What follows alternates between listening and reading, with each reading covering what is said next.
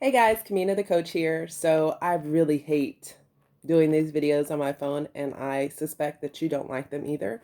But I figure also that something is better than nothing. So here we go. I'm going to talk about something that's been really sitting on my mind here lately, especially with my move to the new country that I'm living in. So this is for people that are looking at coaching for moving and living overseas. So what I want to talk about today is something that I want to call a sustainable country. Now, we're not talking about green stuff. We're talking about sustainable in the sense that there are a lot of people, and this is geared towards people who want to move to live overseas. This isn't just for those who want to just travel briefly. This is for those who want to move and stay overseas, or at the very least, live long term. Long term being longer than 6 months, longer than 3 to 6 months. Okay, so what made me want to make this video? Well, a lot of people are breaking their necks to live here in this country. And thus far, because I've lived in China, Oman, UAE, Iraq, Mexico, now Thailand, and absolutely none of those places, except for Mexico, was what I'm going to call today a sustainable country.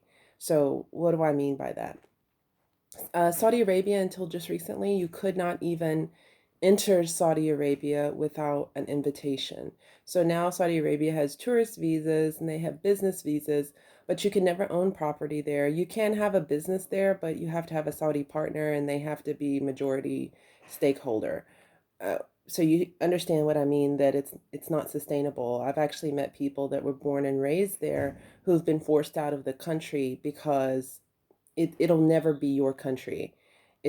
So it is possible to get Saudi nationality, but it's very, very, very difficult. And it is possible to stay there very, very long term, but you're not going to be able, it's not sustainable. Um, there's nothing there for you long term. If you get old and you get sick, they're just going to kick you out. They're not going to make any attempt to take care of you. If you don't have anyone, they're just going to kick you to the curb. So that's in a nutshell. China, you're not even going to enter without a visa. And we're talking about like having gone to the Chinese embassy and processed a tourist visa, not something upon entry.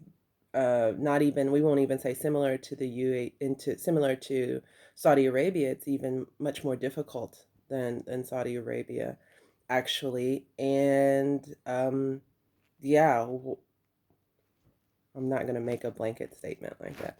My feelings about China are just my feelings about China. But when we discuss sustainability, it's really, really not a sustainable country. I do have a friend who's been living there for quite some time, and she speaks Mandarin fluently, but that doesn't make life easier for her. Even opening her own business, she's required to have a Chinese this and a Chinese that in her business because China is for Chinese, Saudi is for Saudis, and that's just kind of the way it's set up. Now, I have a friend who's living in Hong Kong and apparently loves it. And I guess to some degree you can own stuff because Hong Kong is such a multicultural country. There may be some sustainability there, but we're talking about sustainability for people who are making NYC money, Manhattan money. uh Hong Kong is really, really, really crazy, outrageous cost of living. So from what I understand from my friend who's been living there, it's sustainable if you have a lot of money, because he's been there for quite a long time and he likes it. And I believe is an independent contractor. I'm not sure what the visa process is like there, but so you're starting to get the drift what I'm talking about with sustainability, right? So now I'm in Thailand, and you would think really sustainable, like someplace you could really stay. But again, Thailand is one of those countries that Thailand is for the Thai, and I'm not mad at any of these countries for this. So Thailand, you can get a visa coming in. What you really should do if you want to come stay a little bit longer term is you apply for a 60-day visa, but you have to do that from within the United States. So you apply for the 60-day visa, and then when you're coming up on the end of that, then you apply for a 30-day extension. So you can stay here for 3 months total before you're then required to exit the country again. And then I believe you can do that 1 or 2 times. I don't know, but it's not sustainable. Again, some people do a retirement visa for people over 55, I believe, and you have to show $140,000 in the bank or something like that. But then that visa is only for 1 year, and that visa costs $140, and it's only good for 1 year. You can buy condos here, but you can't buy just really anything else. I do know of a lady who built a house here, but I wouldn't. Yes, the cost of living is low, but so are the wages. If you're retired, retired military, you're just retired, whatever you're making in retirement is enough to live here. But being able to live here long term is, from what I gather, quite a headache. Looking at what people are going through, I don't want to have to do all this paperwork all the time for the entire rest of my life.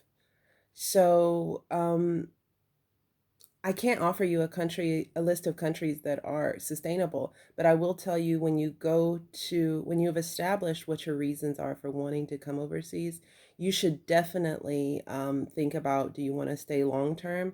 And if you do want to stay long term, are you going to be able to do that in the country that you're moving to? You definitely want to check out the political climate, and don't just listen to what people are saying, because people don't want to advertise um, how difficult things are online. Because where I live at, you'll rarely hear anybody advertise anything negative about the city where I live. People are like, oh, it's so wonderful. But my observation of the lives that people are living here, it's like 100% grind mode constantly. People have very little downtime, and people are humping here where I live at. It's not the whole Zen, just chilled, relaxed thing. So don't be fooled. Don't let the sweet taste fool you. So for me, my sustainable country is Mexico. I will eventually return back to Mexico. After about 5 to 7 years, I can get the passport. I speak Spanish fluently. Um, and for me, Mexico is sustainable. I can get retirement there. I can guarantee. So I could actually get a retirement check in Mexico after a certain age. I've already worked in Mexico, so I've already put into the Social Security system. So I can get retirement in Mexico. I can get a passport in Mexico. I can own property. I can own a business. Not that I would want to do that, but I'm just letting you know what things I consider making a country sustainable, a country that I could live in and stay in long term. I've also heard that Spain is quite sustainable as well. Cost of living is really low, and it's really easy to get residency there, even if you don't need like a sponsor to stay there. I know several people who have gotten residency in Spain. So just some things to think on if you don't know where to begin. So you can reach out to me to work with me one-on-one, or you can go and look at my video on research, and it'll give you some pointers on where to start as far as your research. But either way, don't get stuck. Don't get overwhelmed. There's always some path that you can take that'll get you going. Whatever you do, don't stop. And until next time, Kamina's wishing you love, light, and peace. Peace. Till next time.